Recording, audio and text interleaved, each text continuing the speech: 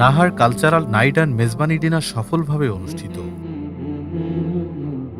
Muslim Ummah of North America, MUNA West Zone ও North American Humanitarian Aid and Relief নাহারের যৌথ উদ্যোগে গত ২০ ডিসেম্বর শনিবার cultural night and Mezbani dinner অনুষ্ঠিত হয়েছে।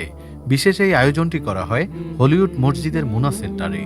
এতে বিশেষ অতিথি হিসেবে উপস্থিত ছিলেন NAHAR president doctor Ataul Haque Osmani, Long Beach Islamic Center, ক্যালিফোর্নিয়ার ডিরেক্টর ইমাম তারেক মোহাম্মদ, মুনার national assistant executive director Anisur Rahman Gazi এবং MUNA West Zone president Abdul Mannan.